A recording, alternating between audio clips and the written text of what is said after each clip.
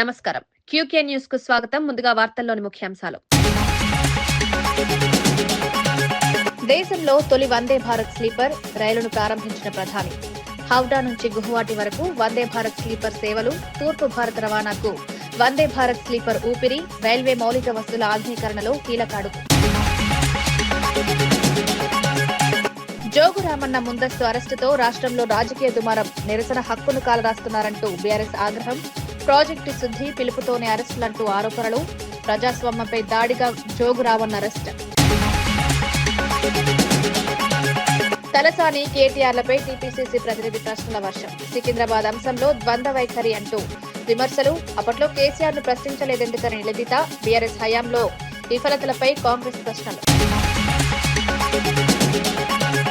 అమరావతిపై విషం చిమ్ముతున్నారని మంత్రి పార్థసారథి విమర్శ, అసెంబ్లీకి రాకుండా బయట విమర్శలు సరికాదన్న మంత్రి, రాజధాని అభివృద్ధిపై అనుమానాలు సృష్టిస్తున్నారని ఆరోపణ, అమరావతి అభివృద్ధికి ప్రభుత్వం కట్టుబడి ఉందని స్పష్టం. కాంగ్రెస్ పాలనను తుగ్నక్ పాలనతో పోల్చిన కేటీఆర్, తెలంగాణలో పిచ్చి పాలన సాగుతోందని ఆరోపణ, హామీలు అమలు చేయడంలో విఫలమని విమర్శ, రాష్ట్ర రాజకీయాల్లో దుమారం రేపిన కేటీఆర్ వ్యాఖ్యలు. ప్రధానమంత్రి నరేంద్ర మోడీ పశ్చిమ బెంగాల్ పర్యటనలో కీలక అభివృద్ధి కార్యక్రమాలకు శ్రీకారం చుట్టారు. ఈ సందర్భంగా దేశంలోనే తొలి వందే భారత్ స్లీపర్ రైలును జెండా ఊపి ప్రారంభించారు. ఈ ఆధునిక స్లీపర్ రైలు పశ్చిమ బెంగాల్లోని హౌడా నుంచి అస్సాంలోని గుహవాటి కామాఖ్య వరకు రాకపోకలు సాగించనుంది. దీని ద్వారా తూర్పు భారత ప్రాంతాల మధ్య రవాణా మరింత సౌకర్యవంతంగా మారనుంది. 7 అమృత్ భారత్ రైళ్లను కూడా ప్రధాని ప్రారంభించారు. స్థానికంగా పలు రైలు, రోడ్డు మౌలిక వసతుల ప్రాజెక్టులకు శంకుస్థాపనలు చేశారు. దేశవ్యాప్తంగా రైల్వే మౌలిక సదుపాయాలను ఆధునీకరించడమే లక్ష్యంగా కేంద్ర ప్రభుత్వం పనిచేస్తోందని ప్రధాని పేర్కొన్నారు. ఈ కార్యక్రమాలు ప్రజల ప్రయాణ అనుభవాన్ని మెరుగుపరుస్తాయని తెలిపారు.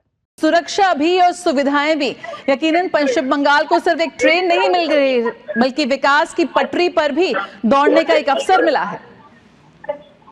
हाँ, बिल्कुल आपने सही कहा कि सिर्फ पश्चिम बंगाल और असम नहीं, यह देश के लिए एक युवांतकारी परिवर्तन का संदेश लेकर वंदे भारत ट्रेन आया है। जब वंदे भारत चेयर कार की शुरुआत हुई तो आपको याद होगा कि जब पहली मर्तबा दिल्ली से बनारस के लिए ट्रेन खुली थी, फिर दिल्ली से जम्मू के लिए ट्रेन खुली थी, तो लोगों ने ये कल्पना नहीं की होगी।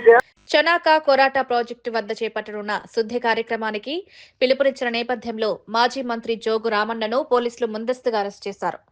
శాంతినగర్లోని ఆయన నివాసంలోకి చొరబడి అరెస్ట్ చేయడాన్ని ఆయన తీవ్రంగా ఖండించారు. 1 ఎకరాకు కూడా నీరు అందించలేని ప్రభుత్వం ప్రారంభోత్సవాలు చేయడం ఎందుకని ప్రశ్నించారు.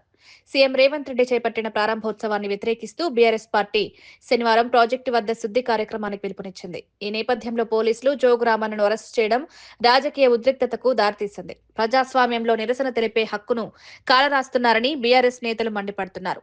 ఈ ఘటన రాష్ట్ర రాజకీయాల్లో కొత్త వివాదానికి తెరతీసింది.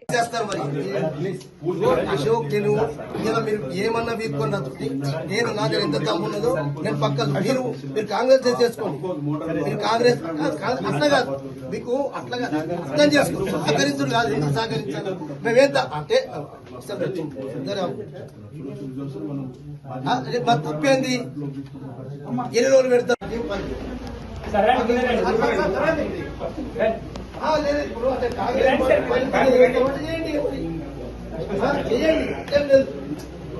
కాంగ్రెస్ పార్టీ ఇదే మీకు మీరే కాంగ్రెస్ ఇన్ఫార్మ్ చేసుకోండి, మీరే కాంగ్రెస్ చేసుకొని మీరే కాంగ్రెస్. తెలంగాణ మాజీ మంత్రులు తలసాని శ్రీనివాస్ యాదవ్, కేటీ రామారావులపై టీపీసీసీ అధికార ప్రతినిధి డాక్టర్ చరణ్ కౌశిక్ యాదవ్ తీవ్ర ప్రశ్నలు సంధించారు. బీఆర్ఎస్ హయాంలో తలసాని మంత్రిగా ఉండి లష్కర్ జిల్లా, సికింద్రాబాద్ కార్పొరేషన్ సాధించడంలో ఎందుకు విఫలమయ్యారని ప్రశ్నించారు. వరంగల్, హన్మకొండలను జిల్లాలుగా విభజించినప్పుడు జంట నగరాల అంశం గుర్తుకు రాలేదని కేటీఆర్ ను నిలదీశారు. అప్పట్లో కేసీఆర్ ను ప్రశ్నించే ధైర్యం ఎందుకు చేయలేదని విమర్శించారు. ఇప్పుడు సికింద్రాబాద్ పేరుతో రాజకీయాలు చేయడం ద్వంద్వ వైఖరినని ఆరోపించారు. ఈ వ్యాఖ్యలు రాజకీయ వర్గాల్లో చర్చకు దారితీశాయి. రోడ్డు ప్రాంతం వరకు కూడా జేహెచ్ఎంసీలో విలీనం చేసుకుని హైదరాబాద్ ను ప్రపంచ నగరాలతో పోటీపడే విధంగా హైదరాబాద్ తీసుకుపోయే ప్రయత్నం జరుగుతూ ఉంది. జంట నగరాలను వేరు చేయొద్దని చెప్పేసి తలసాని శ్రీనివాస్ యాదవ్ గారు, కేటీఆర్ గారు మాట్లాడుతారు. అసలు హైదరాబాద్ సికింద్రాబాద్ వేరు చేసే ప్రయత్నం కాంగ్రెస్ ప్రభుత్వం చేసిందా? చేయలే కదా. మీరు జంట నగరాలుగా ఉన్నటువంటి హన్మకొండను, వరంగల్ వేరు చేసింది మీరు. మీ ఆయనలో చేసిన తప్పులు 1, 2 కాదు, మీ తప్పులు చెప్పుకుంటూ పోతే 100 ఉన్నాయి. అయినా మీరు దానికి సమాధానం చెప్పలేక అనవసరంగా సికింద్రాబాద్ పేరు మీద రాజకీయం చేసే ప్రయత్నం చేస్తా ఉన్నారు. కాబట్టి ఖచ్చితంగా తెలంగాణ సమాజం కావచ్చు, సికింద్రాబాద్, హైదరాబాద్ ప్రజలంతా కూడా గమనిస్తూనే ఉన్నారు. కాంగ్రెస్ ప్రభుత్వం వచ్చిన తర్వాత హైదరాబాద్ ప్రపంచ నగరాలతో పోటీపడే ప్రయత్నంలో భాగంగా అదే కాకుండా ట్రిపుల్ కావచ్చు, ఎక్స్ప్రెస్ హైవేలు కావచ్చు, 4C నిర్మాణం కావచ్చు, డ్రై పోర్ట్ కావచ్చు, మూసిని పునరుజ్జింపజే కార్యక్రమం కావచ్చు, మెట్రోను విస్తరించే ప్రయత్నం కావచ్చు, అదే కాకుండా చెరువులను అదేవిధంగా పార్కును కాపాడే ప్రయత్నంలో కాంగ్రెస్ ప్రభుత్వం ముందుకు పోతా ఉంది. దానిలో భాగంగా హైదరాబాద్ ను అగ్రగామి నిలిచే ప్రయత్నం కాంగ్రెస్ ప్రభుత్వం రేవంత్ రెడ్డి గారు సర్కారు చేస్తా ఉంటే సూసి ఓరలేక తలసాని శ్రీనివాస్ యాదవ్ గారు, కేటీఆర్ గారు అనవసరంగా రాజకీయం చేసే ప్రయత్నం చేస్తా ఉన్నారు. కాబట్టి సికింద్రాబాద్ ప్రజలంతా కూడా అప్రమత్తంగా ఉండాలని చెప్పి కోరుతా ఉన్నాం. కడప జిల్లాలో నేరాల దర్యాప్తును మరింత పటిష్టం చేయడానికి జిల్లా SP Nachiketh Vishwanath crime spot వాహనాలను ప్రారంభించారు. ప్రతి సబ్ డివిజన్ కు ఒక్కో ప్రత్యేక వాహనాన్ని కేటాయించారు. ఫోరెన్సిక్ శిక్షణ పొందిన 2 సిబ్బందితో ఈ క్రైమ్ సైన్స్ వాహనాలు పనిచేశాయి. నేరస్థలానికి తక్షణమే చేరుకుని ఆధారాలు సేకరించేందుకు ఇవి ఉపయోగపడతాయని ఎస్పీ తెలిపారు. జియో ట్యాగింగ్ ద్వారా పోలీస్ ఉన్నతాధికారులతో సమన్వయం చేసుకుంటూ ఈ వాహనాలు పనిచేస్తాయని వివరించారు. నేరాలను వేగంగా నిగ్గు తేల్చడమే లక్ష్యంగా ఈ వ్యవస్థను తీసుకొచ్చినట్లు చెప్పారు. ఈ కొత్త విధానం పోలీస్ వ్యవస్థలో సాంకేతిక పురోగతికి నిదర్శనంగా నిలుస్తోంది. క్రైమ్ స్పాట్ వెహికల్ ఇనాగ్రేట్ చేయడం జరిగింది. అన్ని సబ్ డివిజన్కు ఈ వెహికల్ పంపిస్తున్నాము.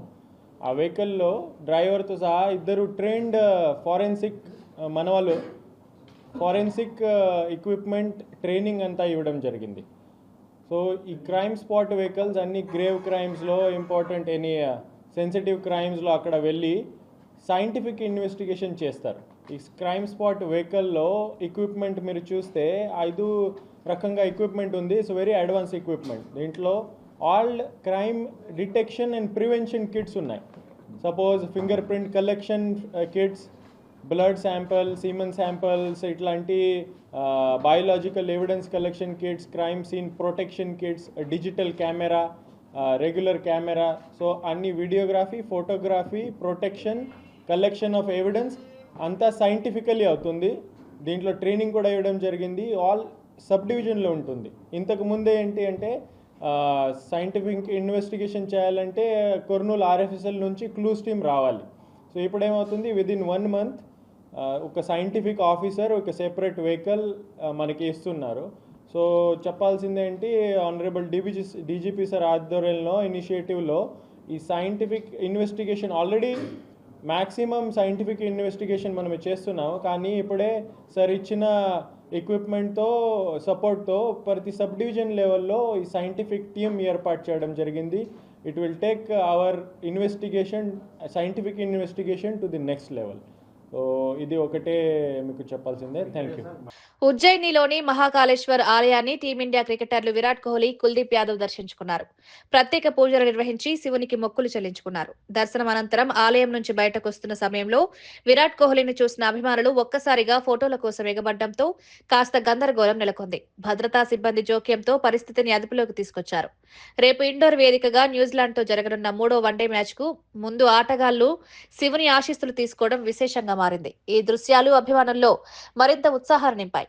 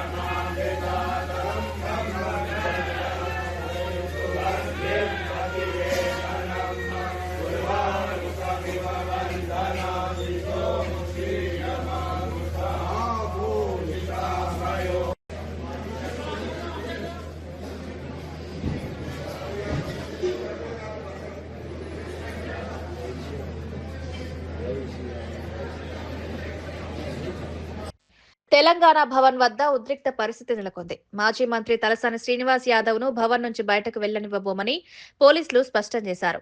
ర్యాలీ లేదని, కేవలం వ్యక్తిగత అవసరాల కోసం బయటకు వెళ్లేందుకు అనుమతి ఇవ్వాలని తలసాని వాదించారు. ర్యాలీ లేనప్పుడు బయటకు వెళ్తే తప్పేంటి అని ఆయన ప్రశ్నించారు. మరోవైపు శాంతి భద్రతల దృష్ట్యా కదలికలకు అనుమతి లేదని పోలీసులు తెలిపారు. ఈ క్రమంలో ఇరు వర్గాల మధ్య వాగ్వాదం చోటు చేసుకుంది. తెలంగాణ భవన్ పరిసరాల్లో భారీగా పోలీసులు మోహరించారు. ఈ పరిణామం సికింద్రాబాద్ అంశానికి సంబంధించిన రాజకీయ ఉద్రిక్తతను మరింత పెంచింది. ప్రజాస్వామ్యంలో సంచలన స్వేచ్ఛపై ప్రశ్నలు లేవరెత్తుతున్నాయని విశ్లేషకులు అభిప్రాయపడుతున్నారు.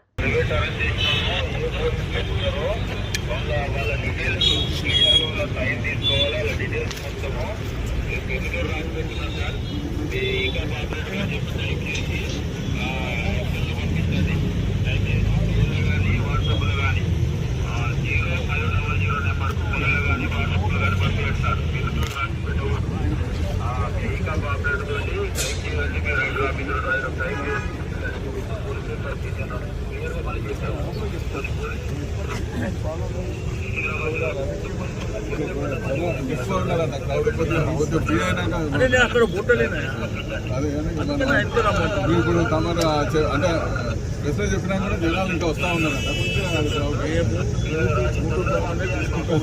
మేడం మళ్ళీ ఒకసారి మేడంతో ఒకసారి కలపాలి. మేడం చెప్పిన మేడం మళ్ళీ చెప్తా అంటారు.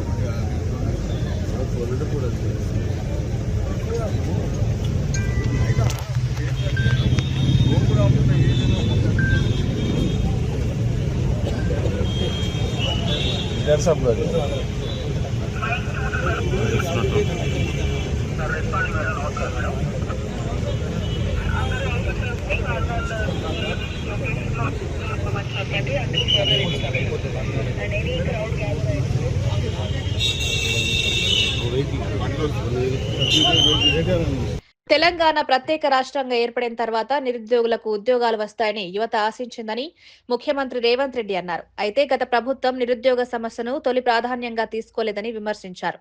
10 ఏళ్ల పాటు ఓపిక పట్టిన యువత ఉద్యోగాలు తొలగిస్తేనే తమకు అవకాశాలు వస్తాయని భావించి నడుం బిగించిందన్నారు. ఆ పోరాట ఫలితంగానే ప్రజాప్రభుత్వం ఏర్పడిందని తెలిపారు. ఉద్యోగాల భర్తీ, యువత భవిష్యత్తు తమ ప్రభుత్వం ప్రధాన లక్ష్యమని సీఎం స్పష్టం చేశారు. ఈ నిరుద్యోగ సమస్య పరిష్కారానికి క్రమబద్ధమైన చర్యలు తీసుకుంటామని హామీ ఇచ్చారు. ఈ వ్యాఖ్యలు యువతలో కొత్త ఆశలను రేకెత్తిస్తున్నాయి. ఉద్యోగాల భర్తీపై ప్రభుత్వం తీసుకుంటున్న నిర్ణయాలు కీలకంగా మారనున్నాయి. కుటుంబం మొదటి ప్రాధాన్యత, పార్టీ రెండవ ప్రాధాన్యత, రాజకీయ అవసరాలు మూడవ ప్రాధాన్యతగా భావించిండ్రు తప్ప మొదటి ప్రాధాన్యతగా భావించాల్సిన తెలంగాణ నిరుద్యోగ సమస్యను ఏ రోజు కూడా పరిష్కరించాలని ఆలోచన చేయలేదు.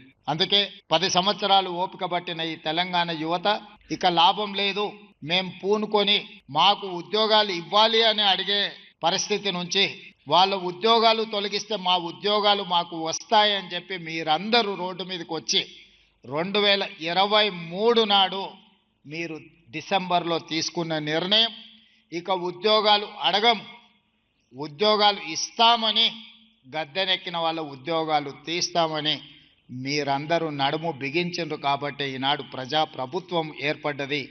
అందులో మేమందరం కూడా బాధ్యత తీసుకొని ఈ రోజు ఈ వేదిక మీద మీ ఉద్యోగ నియామక పత్రాల దర్శి నియోజకవర్గంలో పలు అభివృద్ధి కార్యక్రమాలకు రాష్ట్ర అభివృద్ధి శాఖ మంత్రి గొట్టిపాటి రవికుమార్, సాంఘిక సంక్షేమ శాఖ మంత్రి డోల బాలవీరాంజనేయ స్వామి శంకుస్థాపనలు చేశారు.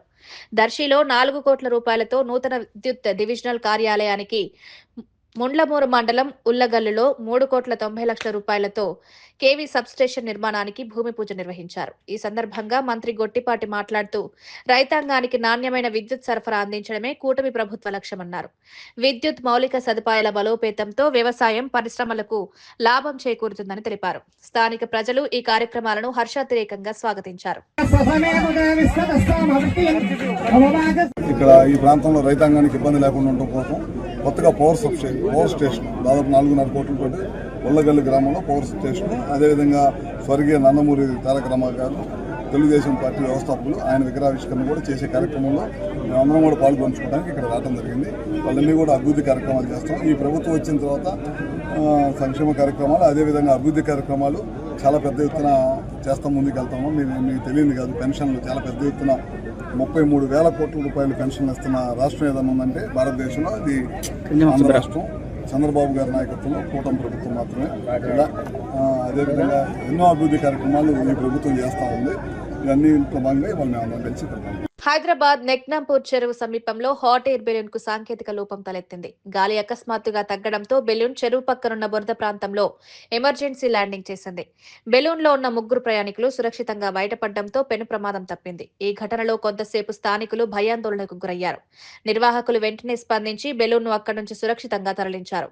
పర్యాటక కార్యక్రమాల్లో భద్రతా ప్రమాణాలపై మరోసారి చర్చ మొదలైంది. సాంకేతిక తనిఖీలు మరింత కఠినంగా చేపట్టాలని అధికారులు సూచిస్తున్నారు. ప్రయాణికుల భద్రతే మొదటి ప్రాధాన్యమని నిర్వాహకులు తెలిపారు.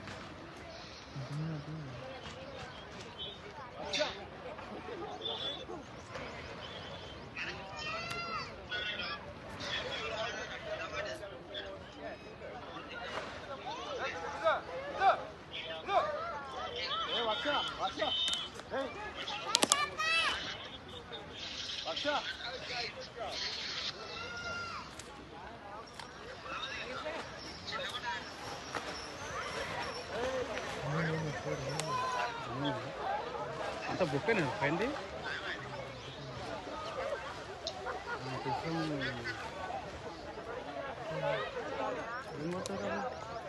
చిరకాకానిలోని అంజుమన్ ఏ ఇస్లామియాకు సంస్థకు చెందిన 71.57 ఎకరాల భూమిని ప్రైవేటీకరణకు లీజుకివ్వాలన్న ప్రకటనపై తీవ్ర వివాదం చెలరేగింది. ఈ విషయంపై వైఎస్ఆర్సీపీ రాష్ట్ర కార్యదర్శి షేక్ గులాం రసూల్ తీవ్ర అభ్యంతరం తెలిపారు. చారిత్రక ప్రాధాన్యం కలిగిన అంజుమన్ సంస్థ భూమిని కాపాడాల్సిన బాధ్యత ప్రజాప్రతినిధులదే అన్నారు. లీజుకి ఇస్తామని నిస్సిగ్గుగా ప్రకటించడం దురదృష్టకరమని వ్యాఖ్యానించారు. ఈ విషయంలో ఎవరితోనైనా పోరాడతారని రెచ్చగొట్టే వ్యాఖ్యలు చేయడం సరికాదన్నారు. ఈ అంశం గుంటూరు రాజకీయాల్లో వేడి పుట్టిస్తోంది. భూముల పరిరక్షణపై స్పష్టతనివ్వాలని డిమాండ్లు వినిపిస్తున్నాయి. గుంటూరు జిల్లా మజ్లిస్ ఉలమా జమాయతుల్ ఉలమా వారి ఆధ్వర్యంలో అంజుమన్ సంబంధించినటువంటి 70 ఎకరాల భూమిని ఈ ప్రభుత్వం తనదైన శైలిలో దోచుకోవాలని చెప్పని ఈరోజు వాళ్ళు రూపకల్పన చేస్తే దాన్ని వ్యతిరేకిస్తూ పెద్ద ఎత్తున ఈరోజు ఆందోళన కార్యక్రమానికి శ్రీకారం చుట్టి ఈరోజు ఈ కార్యక్రమానికి అన్ని రాజకీయ పార్టీ నాయకులు అన్ని ఇతర సంఘాలు ప్రజా సంఘాలు గారు కూడా వచ్చి వారి యొక్క నినాదాన్ని కూడా ఈరోజు ప్రకటిస్తూ ఉంటే సాక్షాత్తు ఎమ్మెల్యే ఇక్కడ భూమిని కాపాడాల్సినటువంటి శాసనసభ్యుడు ఎమ్మెల్యే చెప్తా ఉన్నాడు, ఈ భూమిని మేము లీజుకి ఇస్తాం, మేము ఎవరితో అయినా పోరాడతాం, మేము ఎవరినైనా ఎదురు తిరుగుతాం, మీరు కావాలంటే మా దగ్గర రండి, మేము సమాధానాలు చెప్తామని చెప్పని వ్యతిరేకమైనటువంటి మాటలు మాట్లాడి ఇక్కడ రెచ్చగొట్టే వ్యాఖ్యలు చేయడం ఎంతవరకు సమంజసమని చెప్పని అడుగుతా ఉన్నా. నిన్ను ఇక్కడ 1,60,000 మంది ముస్లింస్ ఓట్లేసి గెలిపిస్తే నువ్వు చేసే పని ఇదేనా? అంజుమన్ అధ్యక్షుడిగా నీకు బాధ్యత లేదా? వక్ఫ్ బోర్డ్ డైరెక్టర్ గా నీకు బాధ్యత లేదా? శాసనసభ్యుడిగా నీకు బాధ్యత లేదా? ఈ భూమిని నేను కాపాడుతాను, ఇందులో అంగుళం భూమి కూడా పోదు, ఇది నా బాధ్యత అని ఎందుకు ఎమ్మెల్యే చెప్పలేకపోతా ఉన్నాడు? ఎందుకు ఎమ్మెల్యే యొక్క నోట్ల నుంచి ఆ మాట రావట్లేదు? దీని వెనుకున్నటువంటి కుట్రైంది. నీకు ఎంత వాటా ఉంది? నీ ప్రభుత్వానికి ఎంత వాటా ఉంది? నీ వెనుకున్నటువంటి నాయకులకు ఎంత వాటా ఉందనే విషయాన్ని కూడా చాలా స్పష్టంగా ఇక్కడ ప్రజానికానికి తెలియాలి. నిస్సిగ్గుగా ఎమ్మెల్యే మాట్లాడుతా ఉన్నాడు, నేను డెవలప్మెంట్కి ఇస్తా, కావాలంటే నాతో పడి ఎవరైనా పోరాడండి అని చెప్పని. ఇది ఎంత దుర్మార్గం! నీ వల్ల కాదు కదా, మీ యొక్క ప్రభుత్వం కూడా ఈక కూడా దాంట్లో నుంచి తీసుకెళ్లలేదు. గుప్పెడు మట్టి కూడా ఈ గుంటూరు సమాజం, ఈ గుంటూరు యావత్ ముస్లిం జాతి గుప్పెడు మట్టి కూడా తీసుకెళ్లనివ్వదనే విషయాన్ని కూడా చాలా స్పష్టంగా తెలియజేసుకుంటూ ఈ ప్రభుత్వాన్ని హెచ్చరిస్తా ఉన్నాం. ఇప్పటికైనా విరమించుకోవాలి, లేకపోతే పెద్ద ఎత్తున ఆందోళన వైఎస్ఆర్ కాంగ్రెస్ పార్టీ తరఫున కూడా మేము చేపట్టడానికి, అదేవిధంగా అన్ని రాజకీయ పార్టీలతో కలిసి ముందుకు సాగడానికి కూడా సిద్ధంగా ఉన్నాడు. విషయాన్ని రాజ్యాంగం, ప్రజాస్వామ్య విలువల పట్ల వైసీపీకి గౌరవం లేదని రాష్ట్ర మంత్రి పార్థసారథి తీవ్రంగా విమర్శించారు. అమరావతిపై విషం చిమ్మేలా వైసీపీ అధినేత జగన్ మాట్లాడుతున్నారని ఆగ్రహం వ్యక్తం చేశారు. రాజధాని అభివృద్ధిపై ప్రజల్లో అనుమానాలు సృష్టించడమే లక్ష్యంగా వైసీపీ వ్యవహరిస్తోందని ఆరోపించారు. నిజంగా రైతులు ప్రజల పట్ల చిత్తశుద్ది ఉంటే అసెంబ్లీకి వచ్చి ప్రశ్నించాలని వైసీపీ నేతలకు సవాల్ విసిరారు. ప్రజాస్వామ్యంలో చర్చలు, వాదనలు శాసనసభ వేదికగా జరగాలన్నారు. అసెంబ్లీని బహిష్కరించి బయట విమర్శలు చేయడం సరికాదన్నారు. అమరావతి అభివృద్ధికి ప్రభుత్వం కట్టుబడి ఉందని స్పష్టం చేశారు. ఈ వ్యాఖ్యలు రాజకీయ వర్గాల్లో చర్చకు దారితీశాయి. ఈ రాష్ట్రంలో వైఎస్ఆర్ కాంగ్రెస్ పార్టీ కంకణం కట్టుకుని మరీ పనిచేస్తుందని చెప్పేసి నేను మనవి చేస్తామని నేను ఏ రాష్ట్రానికైనా సరే ఒక మంచి రాజధాని కావాలి, మా రాజధాని బాగుంటుంది, మా రాజధానిలో ఉపాధి అవకాశాలు లభిస్తాయి, గ్రామాల నుంచి ఎన్ని వేల మంది వెళ్ళినా కూడా మాకు ఏదో ఒక ఉపాధి లభిస్తుంది అని చెప్పేసి రాష్ట్రంలోని ప్రజలందరికీ కూడా ఆ రాజధాని పట్ల ఒక నమ్మకాన్ని కలిగించే విధంగా రాజధానిని అభివృద్ధి చేసుకోవాల్సిన అవసరం ఉంటుంది. దురదృష్టం వైఎస్ఆర్ కాంగ్రెస్ పార్టీ 2019-24 మధ్యలో అధికారంలోకి రావటం మూలంగా ఈ రాష్ట్ర ప్రజల కలలన్నీ కూడా విధ్వంసం చెంది ఈ రాష్ట్రానికి రాజధాని లేకోకుండా 5 సంవత్సరాలు ప్రజలందరూ కూడా భరించాల్సిన పరిస్థితి వచ్చిందని చెప్పేసి మనం చేస్తాను. తర్వాత ఏ విధంగా విషయం చిమ్మాడో ఈ రాజధాని పట్ల ఒక్కసారి ఆలోచించాలని చెప్పేసి నేను మనవి చేస్తా ఉన్నాను. ఈ రోజు ప్రజలందరూ కూడా ఆలోచించాల్సిన అవసరం ఉంది. ఈ రాష్ట్ర భవిష్యత్తు పట్ల, రాబోయే తరాల భవిష్యత్తు పట్ల ఆలోచించాల్సిన అవసరం ఉంది. వైసీపీ చేస్తున్న క్షుద్ర రాజకీయాల పట్ల 2024 తర్వాత రకరకాలుగా మాట్లాడుతున్న జగన్మోహన్ రెడ్డి గారి మానసిక స్థితి పట్ల ఈ రాష్ట్ర ప్రజలకి అనుమానాలు తలెత్తుతున్నాయని చెప్పేసి కూడా నేను మనవి చేస్తా ఉన్నాను. నిజంగా మీకు ప్రజల మీద అక్కరున్నా, ప్రజల సమస్యల మీద మీకు ఏదన్నా బాధ్యత ఉన్నా, మీకు రాజ్యాంగం పట్ల గౌరవం ఉన్నా, మీరు అసెంబ్లీకి రండి, అసెంబ్లీ వేదికగా ప్రశ్నించండి. మీకు ఏదైతే అనుమానాలు ఉన్నాయో, మీకు ఏదైతే ప్రజలు మీ దృష్టికి వచ్చిన సమస్యలు ఉన్నాయో దాని మీద దమ్ముంటే అసెంబ్లీకి వచ్చి ప్రభుత్వాన్ని నిలదీయండి, ప్రభుత్వం సమాధానం చెప్తుందని చెప్పేసి కూడా నేను ఈ సందర్భంగా నేను తెలియజేస్తా ఉన్నాను.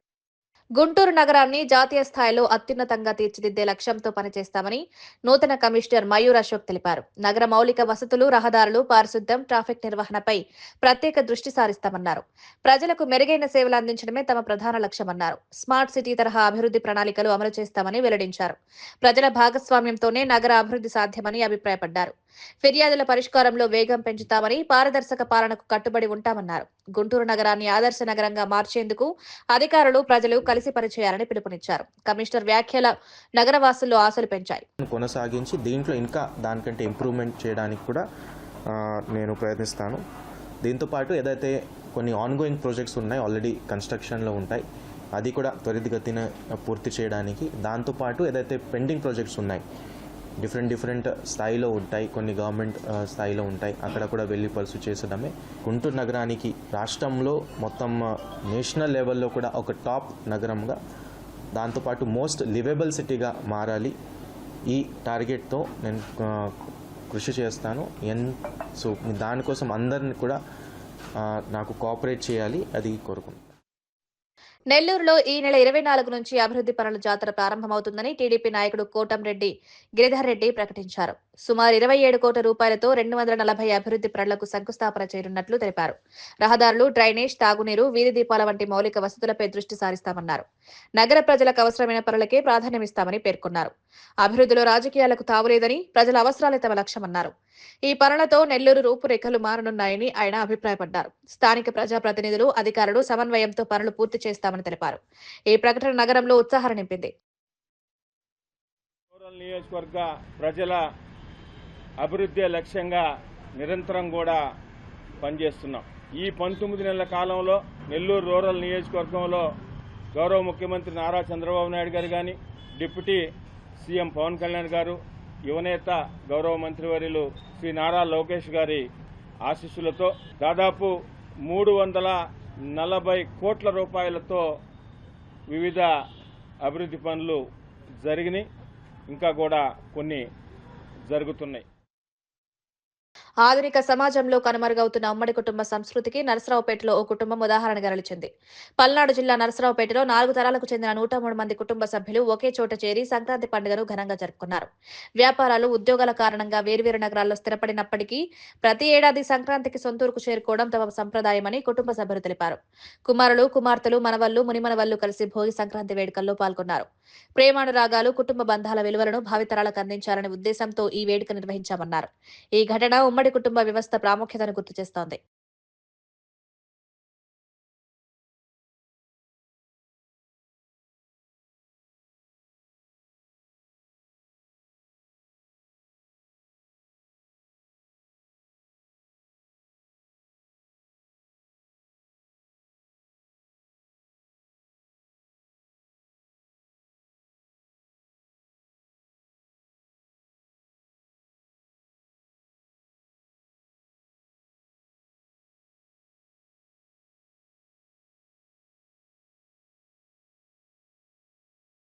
తెలంగాణ భవన్లో నిర్వహించిన మీడియా సమావేశంలో బీఆర్ఎస్ వర్కింగ్ ప్రెసిడెంట్ కేటీఆర్ ముఖ్యమంత్రి రేవంత్ రెడ్డిపై తీవ్ర విమర్శలు చేశారు. చిన్ననాట చదివిన తుగ్లక్ పాలన కథలు ఇప్పుడు తెలంగాణలో ప్రత్యక్షంగా కనిపిస్తున్నాయని వ్యాఖ్యానించారు. కాంగ్రెస్ ప్రభుత్వం రాష్ట్రాన్ని పిచ్చివాడి చేతిలో రాయిలాగా నడుపుతోందని ఆరోపించారు. 420 హామీలను అమలు చేయడంలో ప్రభుత్వం పూర్తిగా విఫలమైందన్నారు.